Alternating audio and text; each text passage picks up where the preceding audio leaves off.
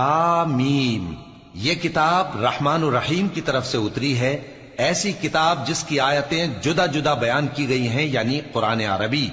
ان لوگوں کے لیے جو سمجھ رکھتے ہیں، جو بشارت بھی سناتا ہے اور خوف بھی دلاتا ہے۔ لیکن ان میں سے اکثر نے منہ پھیر لیا اور وہ سنتے ہی نہیں، اور کہنے لگے کہ جس چیز کی طرف تم ہمیں بلاتے ہو اس کی طرف سے ہمارے دل پردوں میں ہیں، اور ہمارے کانوں میں بوجھ یعنی بہرا پن ہے، اور ہمارے اور تمہارے درمیان ایک پردہ ہے، تو تم اپنا کام کرو، ہم اپنا کام کرتے ہیں۔ کہہ دو کہ میں بھی آدمی ہوں جیسے تم، ہاں مجھ پر یہ وحی آتی ہے کہ تمہارا معبود ایک ہی معبود ہے، تو سیدھے اسی کی طرف متوجہ رہو اور اسی سے مغفرت مانگو۔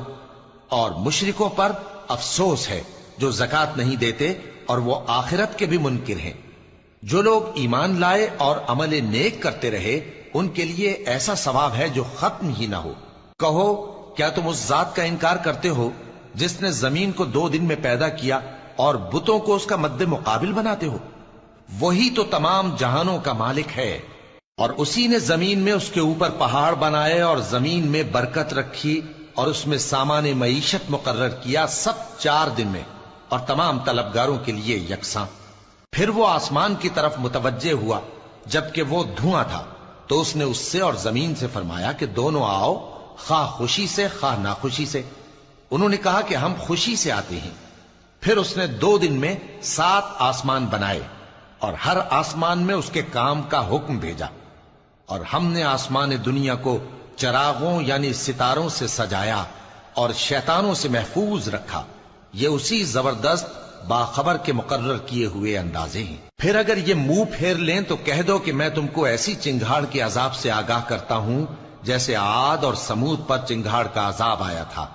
جب ان کے پاس پیغمبر ان کے آگے اور پیچھے سے آئے کہ اللہ کے سوا کسی کی عبادت نہ کرو، تو وہ کہنے لگے کہ اگر ہمارا پروردگار چاہتا تو فرشتے اتار دیتا، سو جو تم دے کر بھیجے گئے ہو ہم اس کو نہیں مانتے۔ اب جو عاد والے تھے وہ ناحق ملک میں تکبر کرنے لگے اور کہنے لگے کہ ہم سے بڑھ کر قوت میں کون ہے؟ کیا انہوں نے نہیں دیکھا کہ اللہ جس نے ان کو پیدا کیا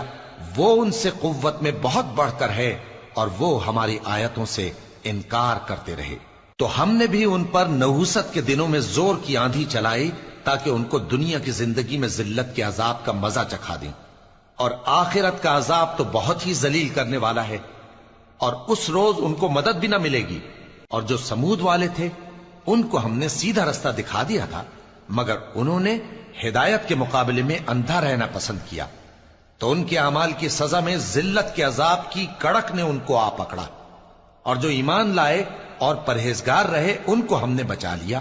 اور جس دن اللہ کے دشمن دوزخ کی طرف اکٹھے کیے جائیں گے پھر ان کی الگ الگ جماعتیں بنائی جائیں گی،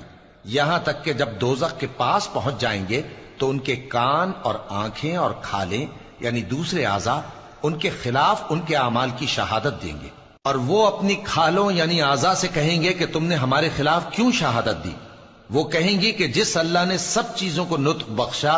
اسی نے ہم کو بھی گویائی دی،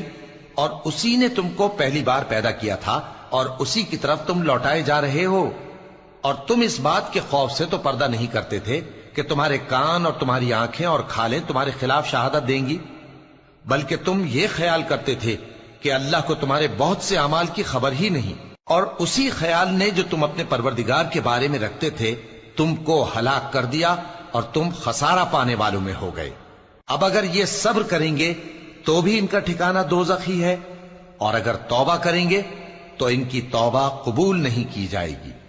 اور ہم نے ان کے ایسے ساتھی بنائے جنہوں نے ان کے اگلے اور پچھلے اعمال ان کو عمدہ کر دکھائے تھے، اور جنات اور انسانوں کی جماعتیں جو ان سے پہلے گزر چکی ان پر بھی اللہ کے عذاب کا وعدہ پورا ہو گیا۔ بے شک یہ نقصان اٹھانے والے ہیں۔ اور کافر کہنے لگے کہ اس قرآن کو سنا ہی نہ کرو، اور جب پڑھنے لگے تو شور مچا دیا کرو تاکہ تم غالب رہو۔ سو ہم بھی کافروں کو سخت عذاب کے مزے چکھائیں گے اور ان کے برے اعمال کی جو وہ کرتے تھے سزا دیں گے۔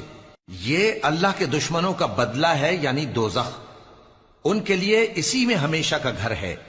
یہ اس کی سزا ہے کہ ہماری آیتوں سے انکار کرتے تھے۔ اور کافر کہیں گے کہ اے ہمارے پروردگار